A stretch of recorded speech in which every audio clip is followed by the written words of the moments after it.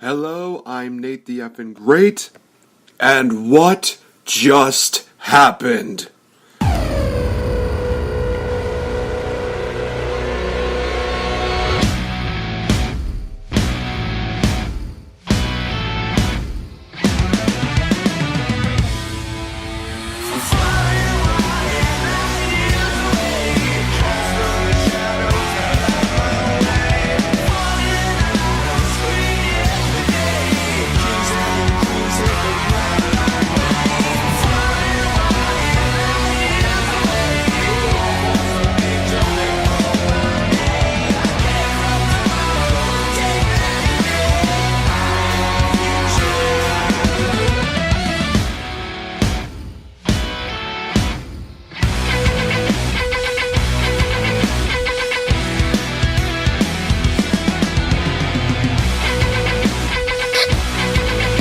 Guys, what is going on? This is Nate the Effin' Great. This is the Game Changer, and this is the live reaction show for TLC, WWE's final event of 2018.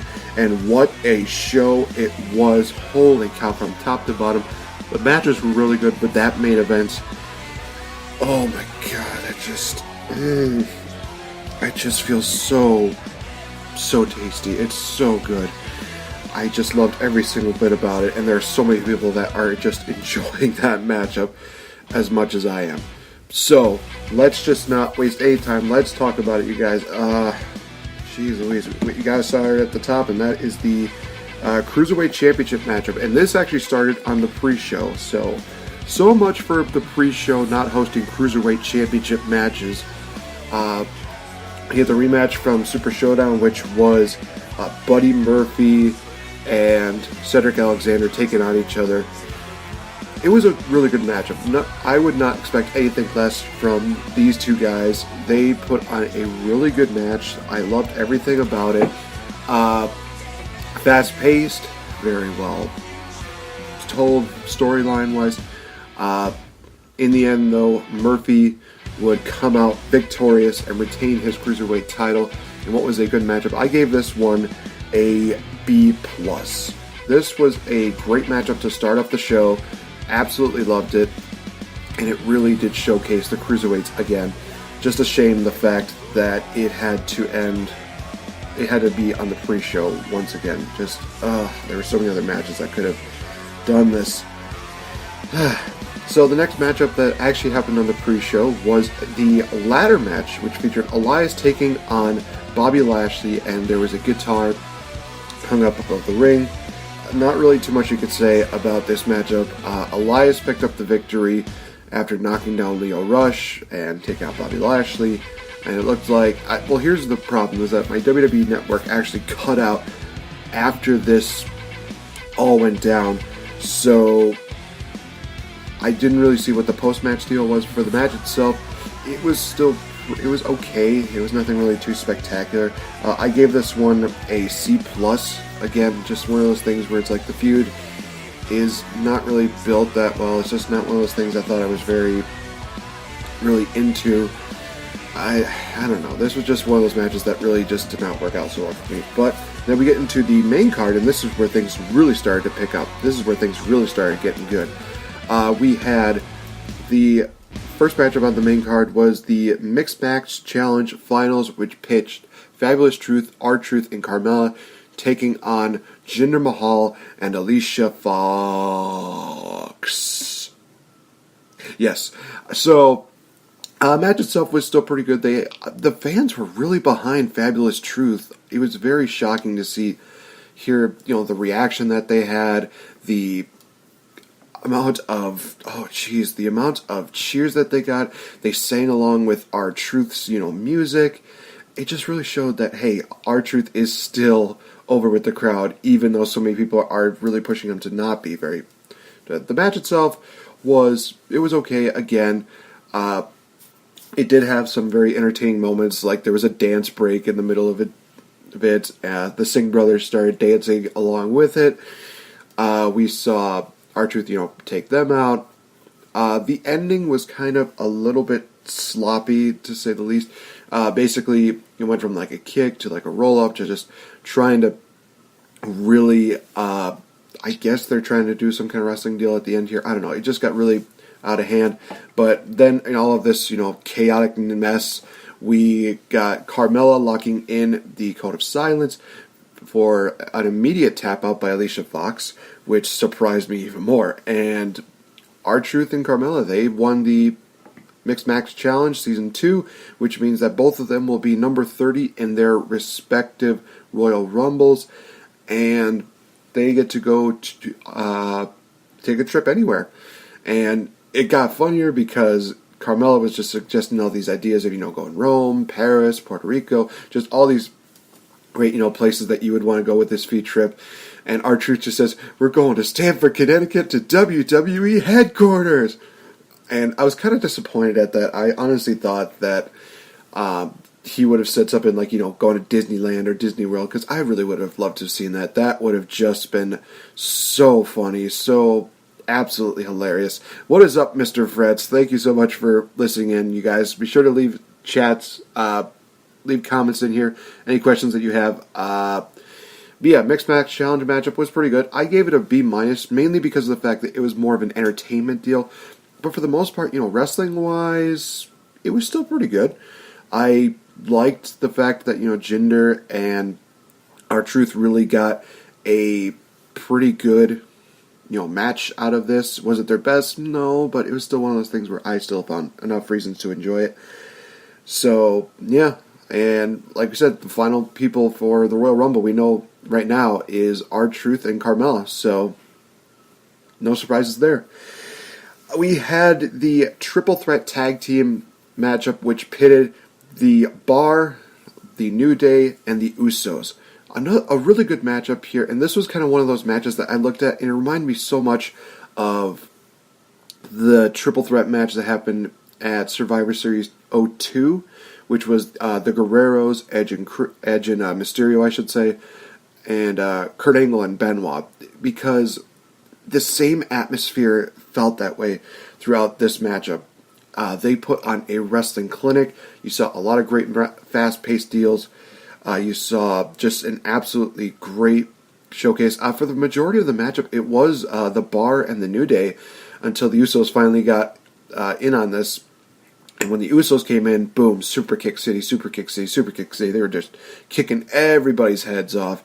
It was awesome. It was great. It was an absolute classic.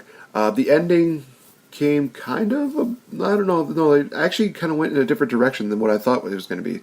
One of the Usos hit a splash on Kofi Kingston. Cesaro threw the Uso out, covers Kofi for a 2 count. I thought that was going to be the finish. I'm like, oh, okay, they're still going. We see Kofi do his kind of like, I guess you could call it like a Stars Fall. I don't know what he really calls it. It's the one where he just jumps backwards and falls on everybody. But then after that, we would see Xavier Woods get hit with a bro kick by Sheamus for the victory. And Sheamus and Cesaro pick up the win and retain their tag team titles. I gave this matchup a solid B+. It was another really good matchup between these three guys. Honestly, they could be the SmackDown 6 that SmackDown needed for so long. And that was exactly what I was thinking, Fred. It's the Ice Shamey. I still got that song going through my head, and it's still one of those things where it just proves that Sheamus and Cesaro are super entertaining. I absolutely loved it. So then we moved on to the first of 2 TLC matches, although this one was not that much of a TLC match. It was Baron Corbin taking on Braun Strowman. Now, of course, Baron Corbin was thinking like, oh, there's no way that Braun Strowman's coming out, so he has Heath Slater as the referee, basically counting him out, having it be a forfeit. Then Braun Strowman comes out. He's got the sling on, and he gets on a microphone, and he just says, you have to remember that TLC means no disqualification, which means that anybody could interfere in this matchup. Anybody can get involved. So then we had Apollo Crews come out. We had Bobby Roode and Chad Gable come out. Then we had Finn Balor come out. And they are surrounding the ring to make sure that Baron Corbin does not leave the ring. So a lot of people were actually confused as to why Bobby Roode and Chad Gable were involved in this deal because they won the tag team titles the previous Monday. The thing is, though, he still put them through a living hell. To be fair, so one good deed does not make up for a boatload of just crap that they put him through. So that's my opinion on that. We see him basically getting beat down by chairs. Slater got a good punch in. Baron Corbin was thinking like, no, I'm not. I'm out of here. I'm gone. Blah blah blah blah.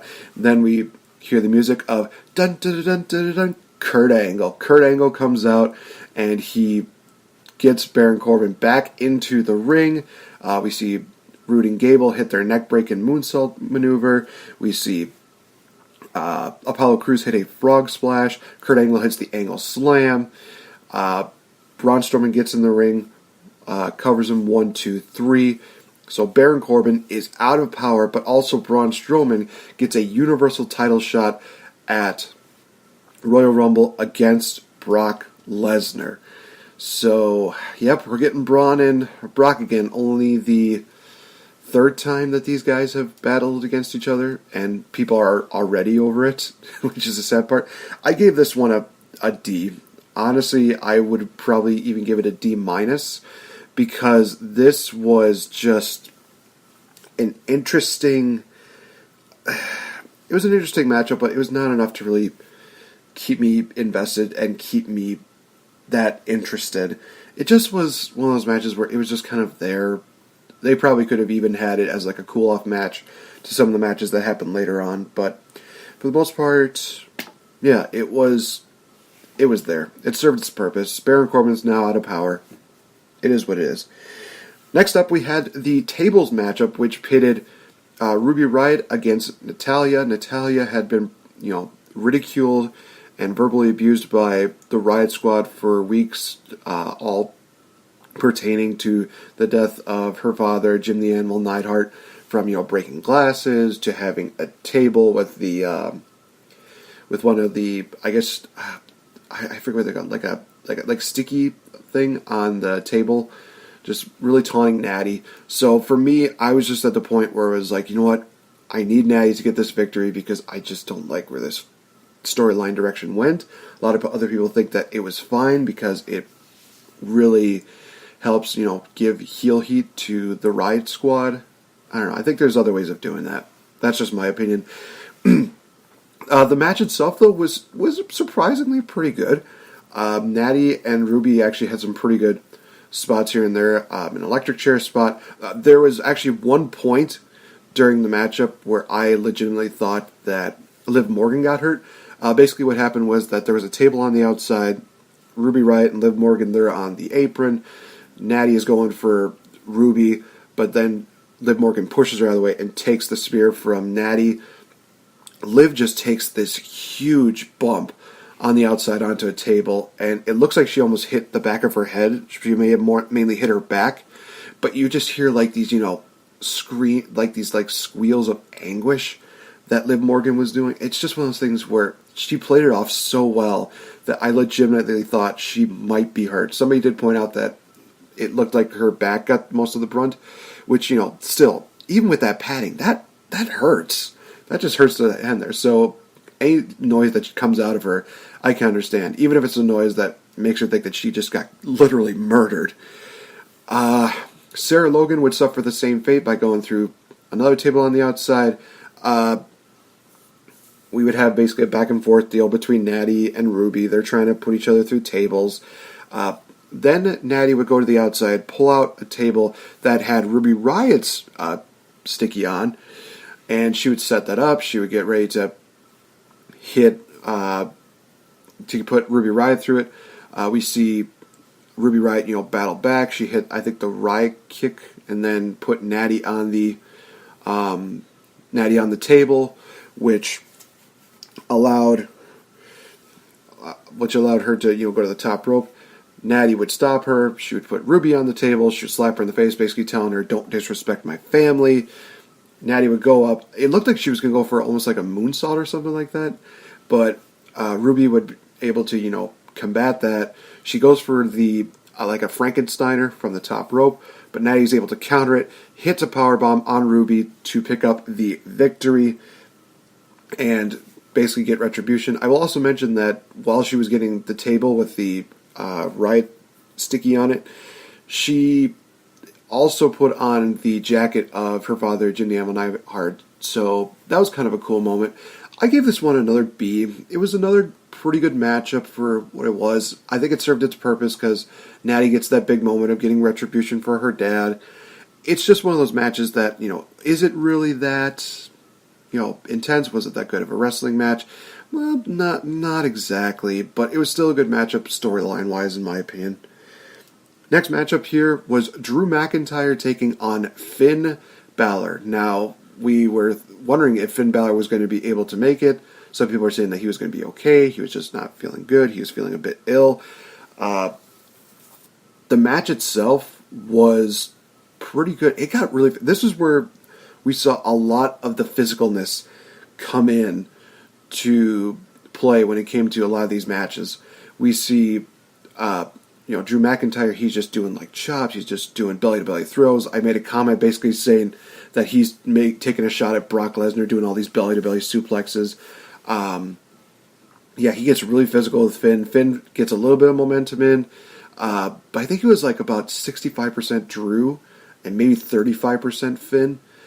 It was a pretty good matchup though. The ending is kind of what hurt it just a little bit. I was thinking that this was going to be match of the night. Unfortunately, that did not turn out to be the way that it turned out to be. The ending is what, like I said, kind of ruined it for me. So basically what ends up happening is that Drew throws Finn back into the ring. Dolph Ziggler gets involved while the referee is back is turned. He could try to get to the chair, and then Drew gets an advantage on Dolph Ziggler. He throws, I'm trying to think here. He throws Dolph into the ring. Drew gets the chair, and you vividly hear the the ref saying, "Hey, Drew, don't bring that chair in here. Don't bring that chair in here." It was almost like a parent talking to a little kid. It's like, "Oh, don't get that ice cream. Don't get that popsicle. Don't get that candy." So it was just kind of funny seeing that. Finn Balor would take advantage by hitting a shotgun dropkick. With the chair, it would backfire into Drew. Then he would hit the coup de grace on Drew, giving him the victory, and only Drew's second pinfall loss in singles matches during his return back here on the main roster. It was a shock to me. It was kind of one of those things where it's like, oh wow, they gave it to Finn. Man, they're probably going to maybe have him get into a picture. I mean, right now, especially when I talk about the IC title, he needs to be a built-up star, so it just makes sense to me. Match itself, like I said, was pretty good. It was just the ending kind of ruined it a little bit. I still gave it a solid B+. Even with the ending, the match itself was really good. Storytelling of just Drew McIntyre ridiculing and bullying Finn Balor was just a really good... it just was really good. They got physical, whether Drew was doing the suplexes, whether he hit the headbutt, whatever he did, he just made it an absolutely fantastic matchup. Then we go on to the chair match, which I think should have went on the pre-show, and I want to agree and give credit to Dusty Dave from the Kings of the Rings podcast. He definitely is one of those guys that suggested that this should have been on the pre-show.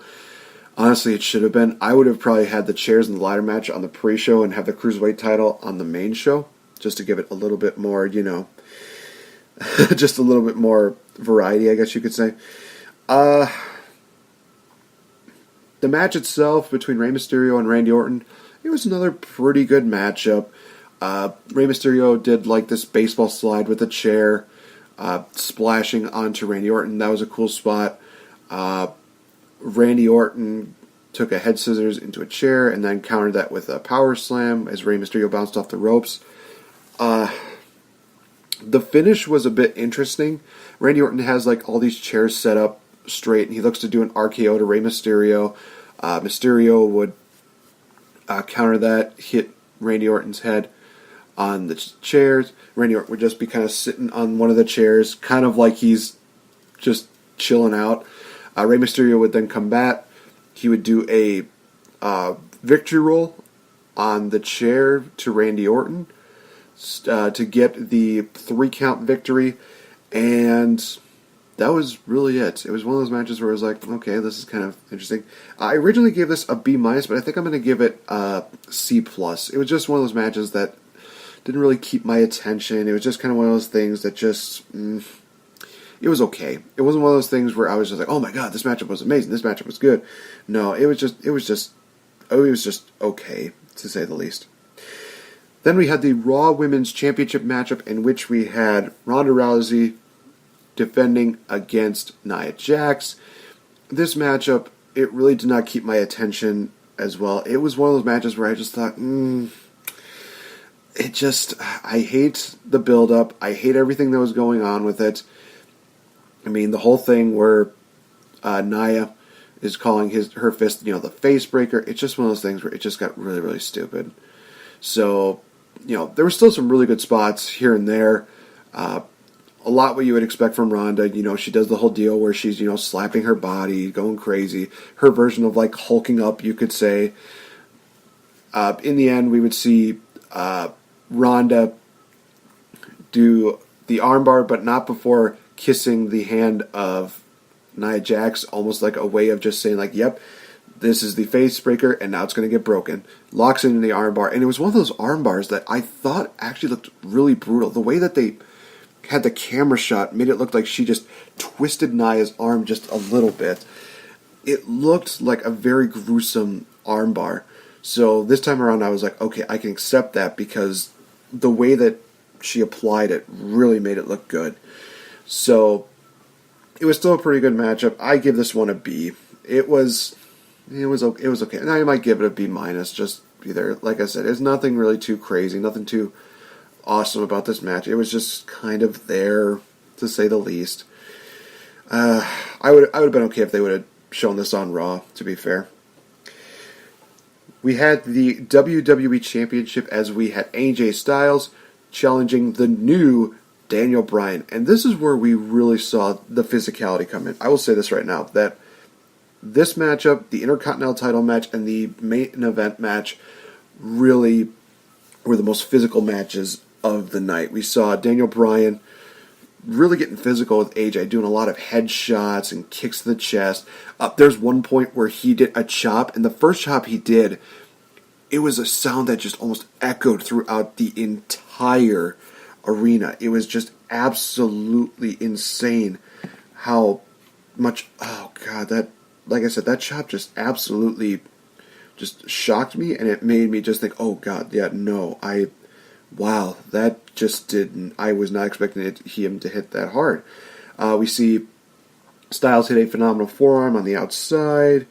We see, I'm trying to think of what else happened throughout the matchup. Daniel Bryan, again, just being very physical, being very volatile in this matchup. It just really, wow. It was just one of those matches that really, absolutely was not at all what I was expecting. I think a lot of people were complaining about the fact that it was very slow-paced. It served a purpose. It definitely served a purpose, because Daniel Bryan is not the Daniel Bryan of old, so unfortunately he's not able to do everything that he can do. But he still delivered a good quality matchup. The finish really kind of came out of nowhere. AJ Styles went for the phenomenal forearm. We saw Daniel Bryan go for the running knee. Then AJ Styles goes into a small package pin for the 2 count. And then Daniel Bryan rolls into a small package of his own for the 3 count. And Daniel Bryan wins with a clean victory over AJ Styles. It was kind of a surprise. And to be honest, it's kind of refreshing. I kind of liked it. I gave this matchup another B+. Had it had some extra moments, I probably would have said that this would have been the A match of the night. But it was still a good matchup. It still served its purpose. It still delivered a good quality matchup. Then we had the Intercontinental Championship matchup, in which we had Dean Ambrose challenging Seth Rollins for the Intercontinental Championship. And let me just say right off the bat, that match itself was pretty good.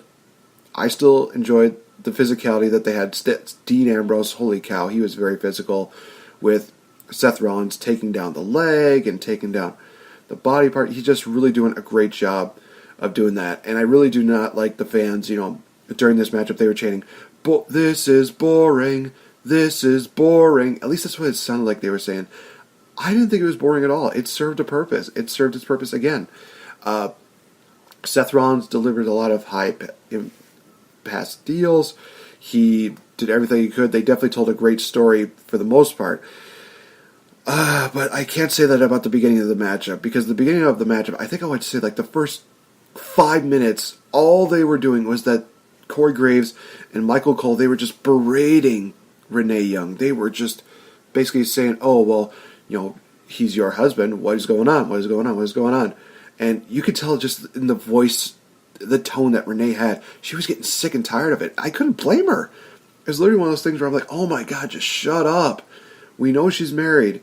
She's giving you all the answers that she can. Just move on from that. Don't be one of those persistent, news reporters that ends up getting their teeth knocked out for asking the same question over and over and over and over and over again."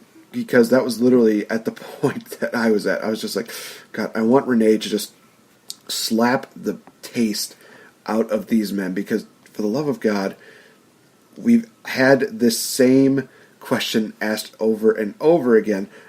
I'm over it. I am legitimately over these same questions being asked. So that took away from the matchup a little bit. The ending was another surprise ending in which Seth Rollins was just, pissed off at Dean. Dean tried to do like the fist bump deal, the Shield fist bump to Seth Rollins, almost like a way to just be like, "Hey man, we're cool, we're cool." Seth Rollins would then go for the stomp, but Dean Ambrose would hit the dirty deeds for the 1-2-3. Dean Ambrose is the new Intercontinental Champion. Dean Ambrose, a 3-time Intercontinental Champion. And of course, like I said before, this might be the reason why Finn Balor got the victory over Drew, because now he's got some momentum going into a feud with Dean Ambrose. I think that's what's going to happen next after Seth Rollins cashes in on his rematch, after Seth Rollins has his rematch. It's a losing effort. I think that's what it's going to end up happening, is that Dean will then go into a feud with Finn Balor, which I think would be amazing. And I'm hoping it ultimately results in Finn Balor winning the title maybe at WrestleMania. I think that would actually be really cool to see. I think Dean could hold the title belt for a little while. I don't think he really needs the belt right now. I think here's the way that I see it. If the rumors are true, and we're going to see Seth Rollins versus Brock Lesnar at WrestleMania, and maybe Seth is the one who slays the beast. He slays Brock Lesnar. What I'm hoping happens is that when Seth Rollins wins the Universal title, then Dean Ambrose can get involved and we can have a Universal title matchup between the two of them, and we kind of rekindle the feud from that. That's just my opinion on that. As far as the match goes, I gave this one another B+. As much as a lot of people think that it was a really dumb matchup and it was a really boring match, I enjoyed it. It told a really good story. I just think that what hindered it, what hurt it, was the commentary a bit. No, I blame the commentary entirely. I think that was the main thing. So finally we move on to the main event, which was the triple threat TLC matchup pitting the man Becky Lynch against Charlotte and Asuka. And I'm going to get into that, guys, in just a bit. I need to just take a small break because there's a lot to talk about with this matchup. So please bear with me for just a moment. And when I come back, I will be talking about the main event. So I'll talk to you guys in a minute.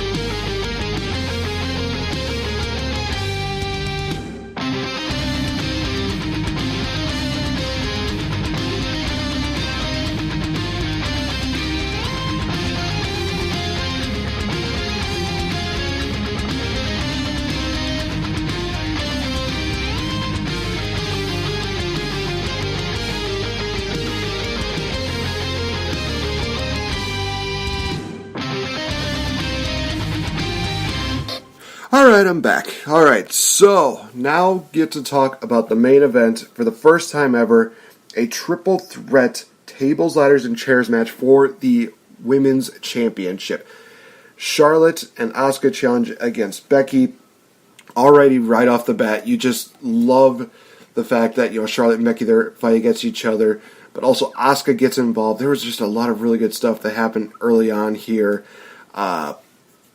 We then get into the part where they incorporate a lot of the weapons, the ladders, the chairs, the tables. It really got really good. There's a point in the matchup, this really scared me. This was one of those moments where I was just like, oh boy, this is not good. So Becky Lynch climbs up one of the ladder after beating down on Asuka and on Charlotte. She puts them on the announcer's table on the outside. We see her do a leg drop from the top of the ladder. Asuka gets out of the way. Charlotte does not. And from what we saw, there was a lot of weight that just crashed right onto Charlotte, onto that announce table.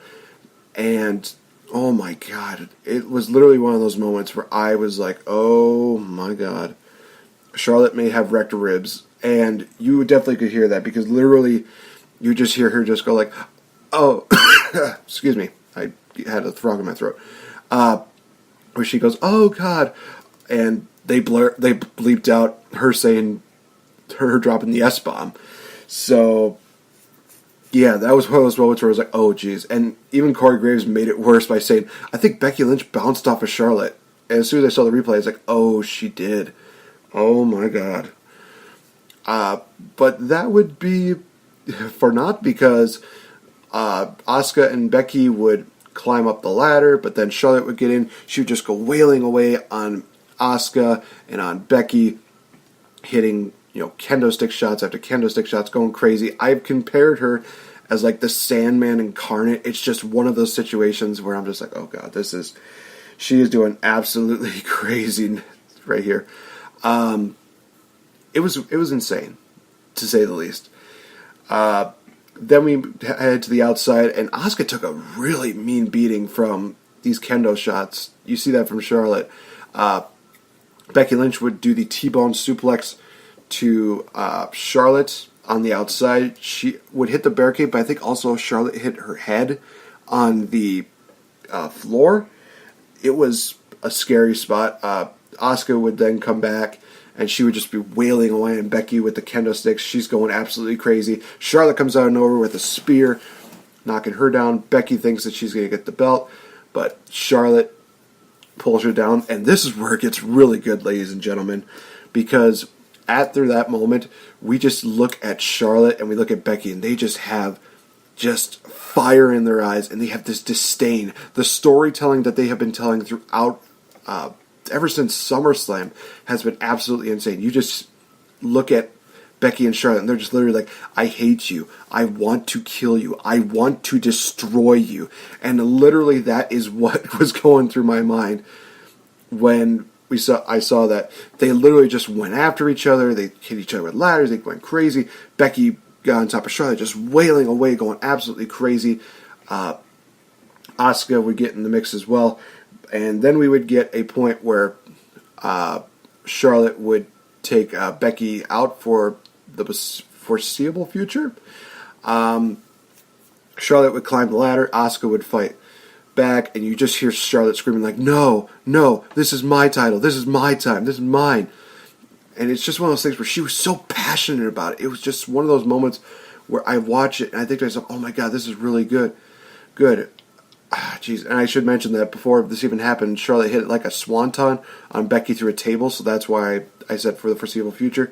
Asuka would get knocked down, Becky would climb the ladder, Charlotte would go after her. They would fight off against each other. They're basically going crazy. Then out comes Ronda Rousey. She comes out, and Becky and Charlotte are looking over. They see her coming over. Ronda goes under one of the ladders, pushes the ladder that Becky Lynch and Charlotte are on. Becky and Charlotte take a tumble down, and she would leave the ring. So Asuka is all alone in the ring. She climbs the ladder, unhooks the championship, and Asuka, the Empress of Tomorrow, is the new SmackDown Women's Champion. Yes, every single thing, yes. I will tell you this right now. I was so excited, so ecstatic. I was screaming into my pillow. I was biting my pillow because I was nervous. I was just beating on my pillow. I literally think I need to get a new pillow now because it is just wrecked. Oh my god, I'm just so happy that Asuka finally, after the crappy year that she has had since WrestleMania, she gets her comeuppance. She gets her proper due. She is the new SmackDown Live Women's Champion. So happy for her. So happy that happened. This matchup easily got A+. It got the match of the night. It was a really good match. Like I said, these women put on a historic deal, and they just...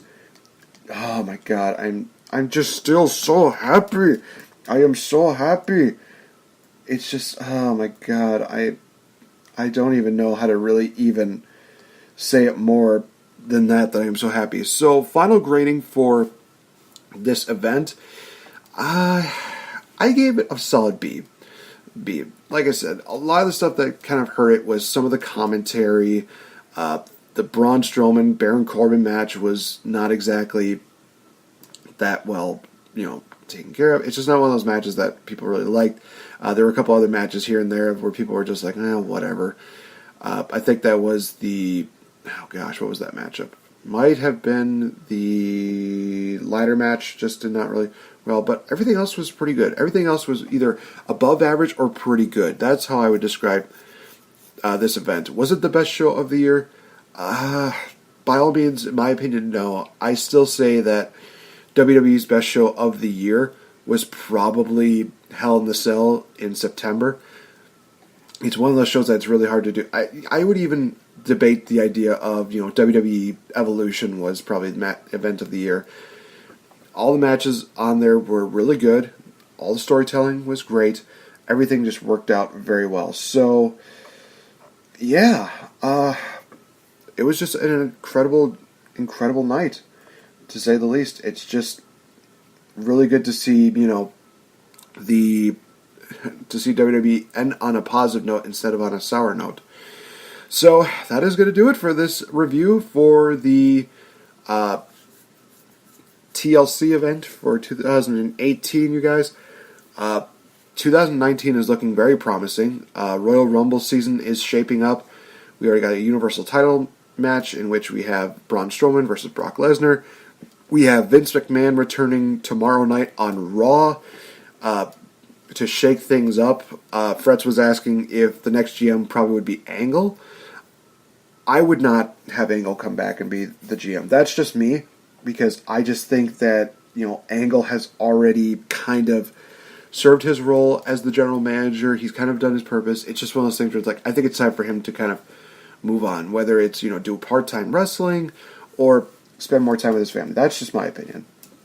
As far as who I think would be a good person to fit that role, I would say Alexa Bliss would be a great person to put in there. I think there are so many people that just hated the fact that Alexa Bliss was almost getting served down our throats. So I would probably have Alexa Bliss be, the next GM. We also have Finn Balor versus Dolph Ziggler set for tomorrow. I forgot to mention this during the review, that Finn Balor was talking about his, win, but then Dolph Ziggler was just saying like, oh, you won because of me. And then Dolph Ziggler attacked Finn Balor after Finn just was like, just go away, dude, go away. Dolph Ziggler's just like, no, I'm not going to go away. In fact, I'm going to toss you into the damn, boxes there. So, yeah. I think it's going to wrap it up. So, guys, you know how to find us. You can look for us on Spreaker.com, iTunes, YouTube, as well as on iHeartRadio. So, with that being said, yep, I can end the show. So, you know how to follow me on Twitter. You know how to give us a like on our Facebook fan page. Be sure to tune in later on this week, as it will be definitely more holiday-themed stuff as we prepare for the Christmas time. It's going to be a lot of fun. And also, guys, don't forget that 12 days of bookings are still going on. I've still not uploaded the one for today yet, but I will be doing that immediately after this episode is done recording. So thank you guys so much for listening in, and hopefully you enjoyed TLC. It was a lot of fun. So, have a good one, guys, and I will talk to you soon. Bye-bye.